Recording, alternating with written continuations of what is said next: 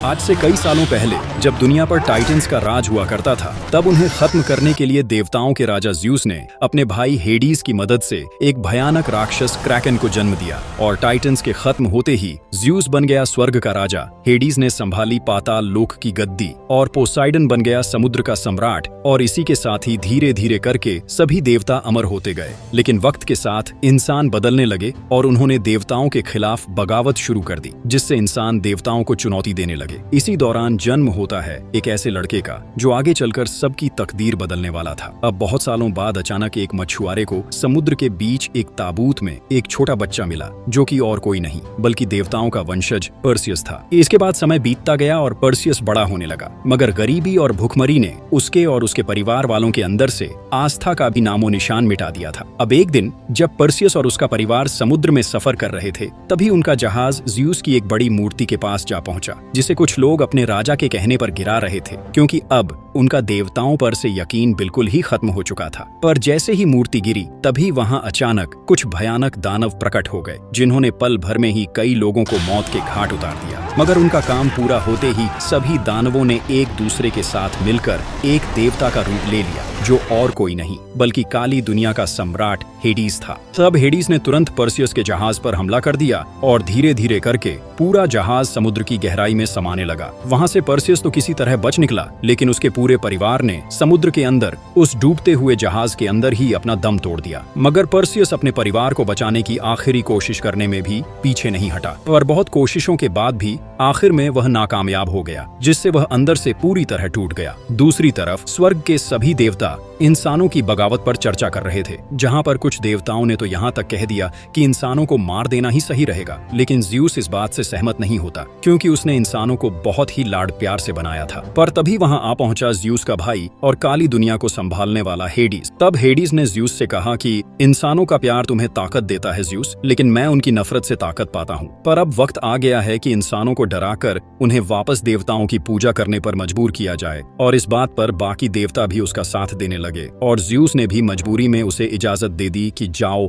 और तहस नहस कर दो इंसानों के ईमान को, जिससे वो वापस हमारे पैरों तले शरण की भीख मांग सकें। इधर पर्सियस को आर्गोस नाम की जगह के सैनिक अपने साथ उनके राज्य में ले गए, जहां का राजा देवताओं पर से अपना पूरा विश्वास खो चुका था और उसने देवताओं के खिलाफ जंग का ऐलान कर दिया था। मगर वहां पर पर्सियस ने देखा कि राज्य की जनता भूख, प्यास और पैसों की किल्लत से मरी जा रही थी, लेकिन उनका राजा भगवान को नीचा दिखाने के अलावा उनके लिए और कुछ भी नहीं कर रहा था। अब कुछ देर बाद ज़्यूस की मूर्ति गिराकर भगवानों के खिलाफ जंग का ऐलान करने की खुशी में राजा ने एक बड़े जश्न का ऐलान करते हुए कहा कि आज हमने देवताओं के खिलाफ जंग छेड़ दी है, जो सीधा ज़्यूस के दिल पर वार करेगी। तब पर्सियस भी राजा की इन्हीं बातों को सुन रहा था, मगर इसी दौरान राजा की बेटी को उसके पिता की बातें ठीक नहीं लगी, इसलिए उन बातों को अनसुना करने के लिए वह सीधा पर्सियस के पास जाकर उसे पानी देने लगी। पर तभी एक मंत्री ने आकर पर्सियस के गाल पर एक थप्पड़ जड़ दिया, जिसे देखकर राजकुमारी गुस्से में आ गई और अपने माँ बाप से कहने लगी कि राज्य की हालत दिन ब दिन खराब होती जा रही है और देवताओं के खिलाफ यह जंग सबको बर्बाद कर देगी। पर रानी ने उसकी बातों को नजरअंदाज करते हुए कहा कि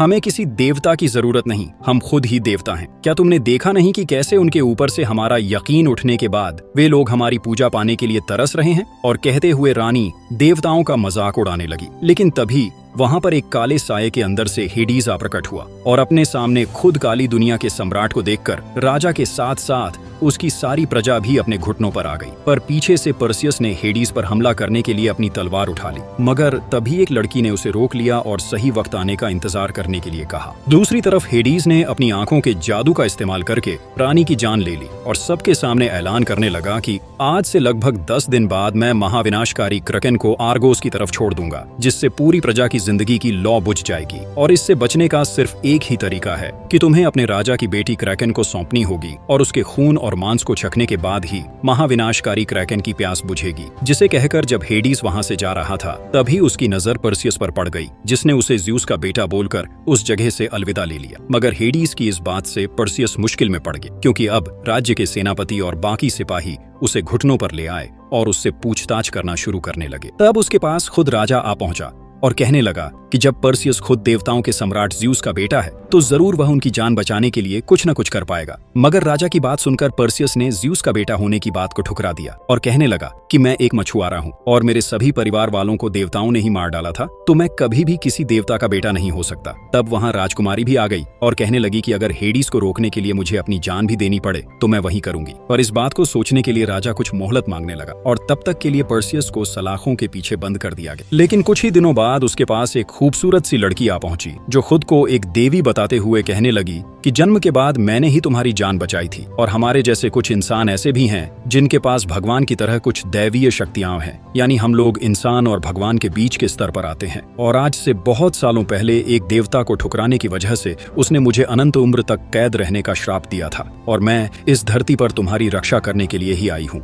उसी वक्त पर्सियस के जन्म के बारे में भी पता चला कि सालों से इंसान सिर्फ भगवान के लिए एक खिलौने जैसे ही थे, लेकिन एक दिन एक राजा देवताओं के खिलाफ बगावत पर उतर आया और उसने देवताओं पर हमला करके उन्हें चारों तरफ से घेर लिया। आखिरकार कोई और रास्ता न मिलने पर ज्यूस ने चालाकी दिखाई और राजा का भेष धारण करके उसकी पत्नी के पास जा पहुंचा और उसके साथ ज्यूस ने शारीरिक संबंध बना लिया। मगर जब राजा वहां पहुंचा तब ज्यूस अपना असली रूप दिखाकर वहां से भाग निकला। यह देखकर राजा का दिमाग सटक गया और उसने अपनी ही पत्नी और उसके पेट में पल रहे ज्यूस के बेटे को मारने का आदेश दे दिया। आखिरकार उन दोनों को एक ताबूत में भरकर समुद्र में बहा दिया गया। लेकिन इससे देवमानव पर्सियस तो नहीं मरा, पर उसकी मां ने अपना दम तोड़ दिया। अब वर्तमान में पर्सियस किसी भी तरह से हेडीज को मारना चाहता था। तब देवी ने उससे कहा कि तुम हेडीज को तभी मार पाओगे जब तुम किसी तरह क्रैकेन को मौत के घाट उतारो, क्योंकि क्रैकेन के मरने के बाद हेडीज इतना ज्यादा कमजोर पड़ जाएगा कि पर्सियस तो क्या, उसके बच्चे भी उसका सिर कलम कर सकेंगे। तब यह सुनकर पर्सियस ने उनकी बात मान ली, जिसके बाद उसे जेल से बाहर निकाल दिया गया और कुछ ही देर में सैनिकों से भरे एक दल के साथ पर्सियस को एक ऐसे मिशन पर भेज दिया गया जहां से उसे क्रैकेन को मारने का कोई रास्ता मिल सके। दूसरी तरफ हेडीज उसी राजा से जा मिला जिसकी पत्नी के साथ ज्यूस ने रंगरलियां मनाई थी। वहां उस राजा की हालत बहुत ही ज्यादा खराब हो चुकी थी, लेकिन हेडीज अब ज्यूस के खिलाफ बगावत पर उतर चुका था और उससे बदला लेने के लिए हेडीज ने अपनी शक्तियां राजा के अंदर डाल दी ताकि राजा अब ज्यूस को मारने के लिए उसकी मदद कर सके। तब इसके साथ हेडीज ने राजा को एक आदेश भी दिया कि जाकर अपने मुंह बोले बेटे पर्सियस की गर्दन उड़ा दो और मैं तुम्हारे रास्ते के कांटे यानी ज्यूस को मिटा दूंगा। दूसरी ओर पर्सियस और उसका सेनादल बहुत दूर तक चलने के बाद एक पेड़ के नीचे आराम करने के लिए रुके हुए थे। मगर इसी बीच सेनापति पर्सियस को लेकर उसके साथ अभ्यास करने लगा, क्योंकि एक मछुआरा होने की वजह से शायद पर्सियस को यह सिखाना जरूरी था कि दुश्मन के साथ तलवार से लड़ाई कैसे की जाती है। लेकिन एक देव मानव होने की वजह से पर्सियस अपनी शक्तियों का इस्तेमाल करने लगा और पल भर में सेनापति की तलवार को उससे दूर कर दिया। पर कुछ ही देर बाद जब पर्सियस जंगल में थोड़ा और अंदर जा रहा था तब उसे अपने सामने देवताओं द्वारा दी गई एक तलवार दिखाई पड़ी। मगर उसे उठाते ही उसकी रोशनी चारों तरफ फैलने लगी और तभी वहां पर सेनापति ने आकर पर्सियस से कहा कि यह देवलोक का तोहफा है और तुम्हें बस इसे स्वीकार करना है। लेकिन भगवान के प्रति नफरत होने के कारण पर्सियस ने उसे स्वीकार करने से साफ इनकार कर दिया और सेनापति को तलवार पकड़ाकर वहां से रवाना हो गया। पर कुछ दूर जाते ही अचानक उसे कुछ उड़ने वाले सफेद घोड़े नजर आए, मगर उनके पास जाते ही पर्सियस के सामने एक काला उड़ता हुआ घोड़ा अचानक आ खड़ा हुआ, जिसे देखकर सफेद घोड़े वहां से भाग निकले। तभी वहां पर देवी आ गई और उस काले घोड़े को सहलाने लगी। मगर तभी पर्सियस को अपने एक साथी के चिल्लाने की आवाज सुनाई दी, जिसके जिस्म को असल में उसके मुंह बोले पिता यानी राजा ने बीच में से फाड़ दिया था। तब जैसे ही राजा ने पर्सियस को देखा तो पहले तो उसने उसके सीने में लात मारकर उसे ढलान से नीचे गिरा दिया और बाद में पर्सियस के हाथ के मांस को अपने जबड़े से छील दिया। उस वक्त अपने साथी के इतने बुरे हाल को देखकर सेनादल के लोग राजा पर हमला करने लगे, पर हेडीज की दी हुई शक्ति का इस्तेमाल करके राजा सभी को बहुत ही आसानी से हराने लगा। वहां राजा ने किसी का सीना चीर दिया तो किसी की खोपड़ी खोल दी और आखिरकार राजा ने पर्सियस का सिर दबोच लिया। लेकिन तभी सेनापति ने आकर राजा के हाथ को उसके जिस्म से अलग कर दिया। इससे लाचार होकर राजा को उस जगह से भागना पड़ा, मगर पर्सियस और सेनादल उसे ऐसे ही भागने देना नहीं चाहते थे, जिस वजह से सभी उसका पीछा करने लगे। पर इसी बीच राजा का कटा हुआ हाथ हेडीज की दी हुई शक्ति की वजह से एक बिच्छू में तब्दील हो गया। इस तरफ पर्सियस और उसकी सेना राजा का पीछा करते हुए बहुत दूर तक जा पहुंचे। तभी उनमें से 2 लोगों को राजा दिखाई पड़ा और उसके मुंह पर तमाचा मारकर सैनिकों ने उसे घेर लिया। लेकिन तब एक और अनहोनी घटने लगी और राजा का खून जिस जिस जगह पर गिरा था उन जगहों से बहुत से काले और बड़े बिच्छू प्रकट होने लगे। अब पर्सियस और उसके सेनादल के पास बिच्छुओं से लड़ने के अलावा कोई और रास्ता नहीं बचा था। इसके कारण सभी एक दूसरे की मदद करते हुए बिच्छुओं के जिस्म चीरने लगे। जहां सेनापति ने किसी तरह एक बिच्छू का सिर उड़ा दिया तो दूसरा बिच्छू सीधे पर्सियस के ऊपर छलांग लगा दी। लेकिन देव मानव होने के कारण पर्सियस उसका पेट फाड़कर बाहर निकल आने में कामयाब हो गया। तभी सेना के बाकी सैनिक दौड़ते हुए उनके पास आने लगे, जिन्होंने उन्हें चेतावनी दी कि और भी बिच्छू हमारे आसपास मंडरा रहे हैं। पर उनका यह कहना ही था कि तभी पल भर में सभी लोग बड़े और काले बिच्छुओं से घिर गए और उनके पास अब बचने का कोई और तरीका नहीं था। मगर उसी वक्त उनकी जान बचाने के लिए जादू से भरे कुछ जिन्न वहां पर आ पहुंचे, जिन्होंने उन बिच्छुओं को अपने जादू की मदद से अपने बस में कर लिया। उन्हें देखकर सेनापति सभी से कहने लगा कि यह जगह जिन्हों की है, लेकिन अभी बिच्छुओं से बचने के लिए हमें उनकी मदद लेनी ही पड़ेगी। यह सुनकर जब पर्सियस आगे बढ़ा तो उसके हाथ में बिच्छू द्वारा दिया हुआ घाव साफ नजर आने लगा, जो लड़ते वक्त उसे लगा था। पर उस घाव के अंदर हेडीज का जहर दौड़ रहा था, जो पर्सियस को पल भर में अपने काबू में ले रहा था। तब अपने दोस्त की जान बचाने के लिए सेनापति पर्सियस को उसके पिता ज्यूस से दुआ मांगने की सलाह देने लगा, क्योंकि उसकी दुआ के बिना हेडीज के जहर से बचना लगभग नामुमकिन था। अब कुछ देर बाद सभी सैनिक उन जिन्हों की शरण में आ गए, पर वहां भी हेडीज के जहर की वजह से पर्सियस के जिस्म का तापमान पल भर में बहुत ज्यादा बढ़ चुका था और यह देखकर देवी उसकी मदद करने का कोई रास्ता ढूंढने की कोशिश करने लगी। तभी वहां जिन्हों का नायक आ पहुंचा और अपनी जादुई आग की मदद से पर्सियस के घाव को ठीक करने की कोशिश करने लगा। मगर इसमें पर्सियस को बहुत ज्यादा दर्द झेलना पड़ रहा था और उसकी चीख की आवाज सुनकर उसके सभी सैनिक दोस्त वहां आकर नायक पर हमला करने लगे। पर नायक ने पल भर में ही उन सभी को धूल चटा दी और उन्हें बताने लगा कि हम लोग किसी ऐसे इंसान का इंतजार कर रहे हैं जो हमें इस बंधन से मुक्त करेगा, लेकिन हम लोग इंसानों के दोस्त नहीं हैं। तभी उसके ऐसा कहते ही पर्सियस वहां आ गया, जिसका जख्म अब पूरी तरह से ठीक हो चुका था। इस तरफ आर्गोस की जनता राजा के खिलाफ विद्रोह का ऐलान करने लगी, क्योंकि उनके हिसाब से हेडीज ने सिर्फ राजकुमारी का रक्त मांगा था। पर अगर राजा राजकुमारी को क्रैकन को सौंपने से मना करेगा तो हेडीज राज्य के सभी लोगों की जान ले लेगा। तो क्या राजकुमारी की जान राज्य के सभी लोगों से ज्यादा कीमती थी? इसी बात को सोचकर सभी राजा के खिलाफ बगावत करने लगे। दूसरी तरफ सेनापति पर्सियस पर बहुत ज्यादा गुस्सा होने लगा, क्योंकि देवमानव होने के बाद भी पर्सियस भगवान की तरफ से दी गई हर मदद को ठुकरा रहा था। जिस पर पर्सियस ने कहा कि मैं कोई देवमानव नहीं बल्कि एक साधारण इंसान हूँ, और अगर मुझे क्रैकन को मारना ही है तो मैं एक आम इंसान की तरह ही उसे मारना पसंद करूंगा। लेकिन सेनापति ने उससे कहा कि कोई भी साधारण इंसान क्रैकन को नहीं मार सकता। पर तभी सभी लोगों ने देखा कि जिन्हों के नायक के कुछ लोग उन बड़े और काले बिच्छुओं को सवारी के रूप में उनके पास ले आए। जो बिच्छू कुछ देर पहले पर्सियस और उसकी सेना के कातिल बनने वाले थे, उन पर अचानक बैठने से सभी लोग बहुत ज्यादा घबरा रहे थे। पर कोई और रास्ता न देखकर सभी ने बिच्छुओं पर चढ़कर अपनी यात्रा शुरू कर दी और कुछ दूर जाते ही उन्हें एक गुफा दिखाई पड़ी, जिसके अंदर उन्हें अपने सारे सवालों के जवाब मिलने वाले थे। अंदर जाते ही उन सभी को 3 बिना आंखों वाले दानव दिखाई दिए, जो अपने हाथ में पकड़ी एक आंख की मदद से सबको देख रहे थे। जब उन दानवों ने ज्यूस के बेटे पर्सियस को देखा तो कुछ समय के लिए वे बिल्कुल शांत हो गए, लेकिन उनके पास हर सवाल का जवाब था, क्योंकि कोई सवाल पूछने से पहले ही वे उसका जवाब दे रहे थे। लेकिन अचानक तीनों दानवों ने उन पर हमला कर दिया। मगर मौके की नजाकत समझते हुए पर्सियस ने उनकी इकलौती आंख छीन ली, जिसकी मदद से वे देख रहे थे। तब पर्सियस उस आंख को फोड़ने की धमकी देने लगा, मगर आंख के बिना दानव अपनी पूरी जिंदगी कुछ भी नहीं देख पाएंगे। इसलिए तीनों उसके सवालों के जवाब देने लगे कि क्रैकन को किसी हथियार या जादू से नहीं मारा जा सकता। उसे मारने के लिए मेडुसा की आंखों की जरूरत पड़ेगी, क्योंकि मेडुसा जिस भी जीवित चीज पर नजर गड़ाती है वही पत्थर में तब्दील हो जाती है। यह जानकारी मिलते ही पर्सियस ने उनकी आंख वापस कर दी और वहां से निकलने लगा। लेकिन जाने से पहले दानवों ने उसे चेतावनी दी कि भाग्य से ज्यादा न किसी को मिला है और न ही किसी को मिलेगा, और पर्सियस के भाग्य में उसकी मौत लिखी है। मगर सेनापति और उसके सैनिक इस बात पर विश्वास नहीं करते और वे सभी लोग वहां से निकल पड़ते हैं। अब बाहर जब पर्सियस अकेला था, तब उसके सामने एक अजनबी के रूप में खुद ज्यूस प्रकट हुआ। मगर जल्दी ही पर्सियस ने उसे पहचान लिया। पर ज्यूस ने उसे आने वाली चुनौतियों से बचने की चेतावनी देते हुए कहा कि पर्सियस, तुम न तो क्रैकन को मार पाओगे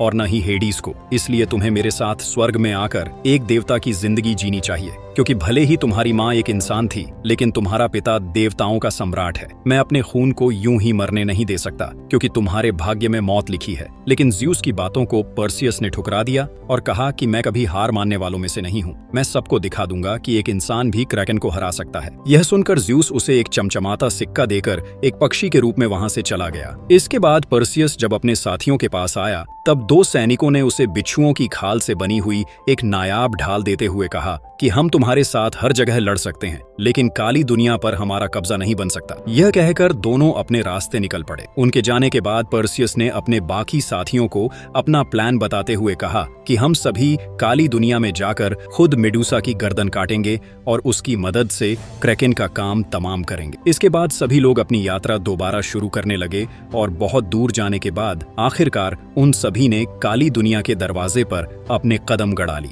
लेकिन उनके सामने एक बहुत बड़ी नदी मौजूद थी, जिसे देखकर जिन्हों के नायक ने पर्सियस के पास से ज़्यूस का दिया हुआ सिक्का ले लिया और उसे नदी में फेंक दिया। ऐसा करते ही वहां एक कंकाल जैसा दिखने वाला दानव कश्ती लेकर आ प्रकट हुआ, जो उन्हें काली दुनिया के अंदर तक ले जाने वाला था। इसके बाद जब सभी लोग कश्ती में सफर कर रहे थे, तब देवी ने उन्हें मेडुसा के बारे में बताया कि बहुत सालों पहले मेडुसा इतनी सुंदर थी कि उसकी तुलना भगवानों से की जाती थी। लेकिन एक दिन पोसाइडन का दिल उस पर आ गया और उसने मेडुसा की इज्जत लूटने की कोशिश की, जिससे मेडुसा देवी के पास प्रार्थना करने गई और देवी ने उसे एक ऐसा वरदान दिया कि जो भी मर्द उसकी आंखों में आंखें डालेगा वह पत्थर में बदल जाएगा। पर मेडुसा कभी किसी औरत पर अपनी नजर नहीं डाल सकती थी, जिस वजह से देवी ने मेडुसा के मंदिर में किसी भी औरत का जाना मना कर दिया। अपनी बात खत्म करने के बाद देवी पर्सियस को कश्ती के नीचे एक गुप्त जगह पर ले गई और उसे मेडुसा को हराने के तरीके सिखाने लगी कि कैसे बिना नजर मिलाए उसकी गर्दन काटी जा सकती थी। और अभ्यास के दौरान ही कुछ देर में सभी मेडुसा के ठिकाने पर पहुंच गए, जहां मेडुसा के महल के अंदर जाते ही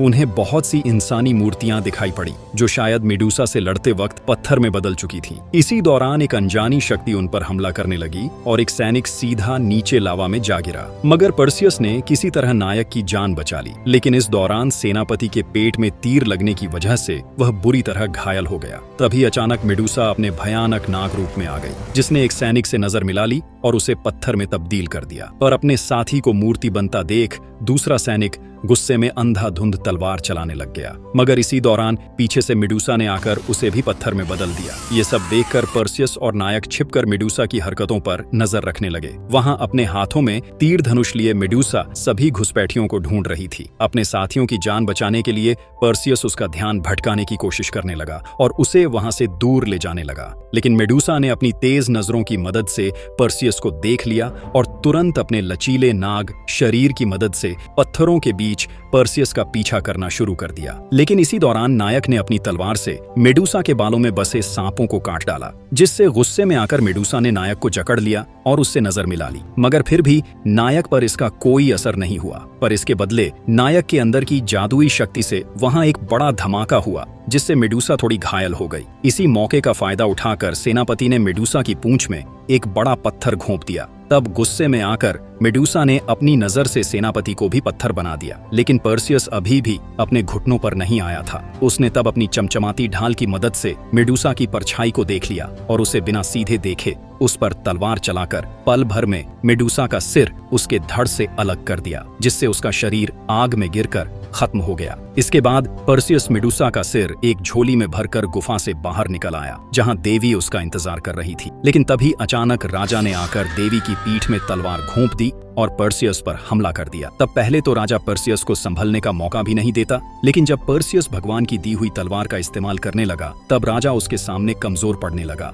और आखिरकार पर्सियस राजा को मार गिराने में कामयाब हो गया। इसके बाद जब पर्सियस देवी के पास पहुंचा, तब उसकी आखिरी सांसें चल रही थी और अपनी आखिरी सांसों में भी देवी उसे आर्गोस के लोगों को बचाने के लिए जाने को कहने लगी। मगर पर्सियस ने उसे ऐसी हालत में छोड़कर जाने से साफ इनकार कर दिया और कहा कि जिस लड़की ने अपनी पूरी जिंदगी मुझे बचाने के लिए समर्पित कर दी, उसे ऐसी हालत में छोड़कर मैं नहीं जा सकता। लेकिन देवी ने जवाब दिया कि जल्दी ही क्रैकन आर्गोस पर हमला करने वाला है, पर आर्गोस का भाग्य अब तुम्हारे हाथों में है। और यह कहकर देवी एक चमकदार रोशनी में बदलकर आसमान में समा गई। उसके जाते ही वही उड़ने वाला काला घोड़ा पर्सियस के सामने प्रकट हो गया, जिसे देखकर मेडुसा का सिर लिए पर्सियस घोड़े पर चढ़कर आर्गोस की ओर निकल पड़ा। इस तरफ स्वर्गलोक में हेडीज ज्यूस से क्रकेन को आजाद करने की इजाजत मांगने लगा और ज्यूस से इजाजत मिलते ही हेडीज का बेटा क्रकेन अपनी कैद से आजाद कर दिया गया, जो अब सीधा आर्गोस की तरफ बढ़ रहा था। दूसरी तरफ आर्गोस की जनता राजा के खिलाफ विद्रोह पर उतर आई और महल पर हमला करने लगी ताकि सभी लोग राजकुमारी की बलि देकर अपनी जान बचा सकें। मगर उनके पास ज्यादा वक्त नहीं था, क्योंकि पल भर में ही क्रकेन राज्य तक पहुंच चुका था।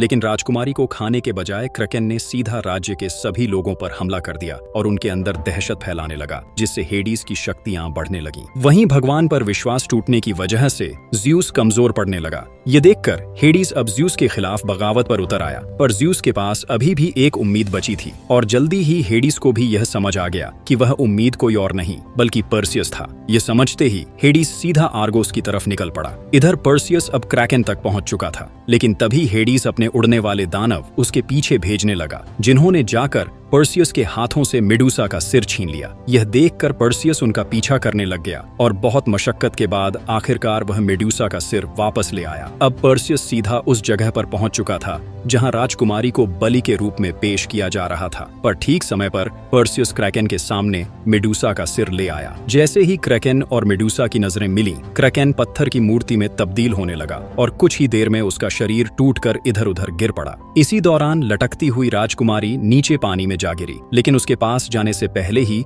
पर्सियस के सामने हेडीज आ खड़ा हुआ। तब उसे देखकर अपने गुस्से को तलवार में भरकर पर्सियस ने उसे सीधा हेडीज की तरफ फेंक दिया और तलवार लगते ही काली दुनिया का सम्राट वापस अपने लोक लौट गया। इसके बाद पर्सियस डूबती हुई राजकुमारी की जान बचाकर उसे समुद्र के तट पर ले गया और कुछ देर बाद जब दोनों होश में आए तो राजकुमारी ने पर्सियस को आर्गोस का राजा बनने का मशवरा दिया, लेकिन पर्सियस ने उसके जज्बात ठुकराकर अपने घोड़े के साथ वहां से निकल पड़ा। घोड़ा उसे सीधा अब ज्यूस की उस टूटी हुई मूर्ति के पास ले गया जहां उसने अपने परिवार को खोया था। तभी वहां पलक झपकते ही ज्यूस प्रकट हो गया और कहने लगा कि हेडीज वापस जरूर आएगा, लेकिन इस बार इंसानियत के पास एक ऐसा देव मानव है जो किसी भी चुनौती का सामना कर सकता है और वह तुम हो। तुम्हारे कामों के बाद अब इंसानियत तुम्हें भी पूजने लगेगी। शायद तुम मेरे साथ देवलोक ना आना चाहो, लेकिन तुम यहीं रहकर इंसानियत की रक्षा कर सकते हो। यह कहकर ज्यूस वहां से चला गया, लेकिन उसके जाते ही देवी वहां आ प्रकट हुई और इसी के साथ पर्सियस के देव मानव बनने की कहानी यहीं से शुरू हुई।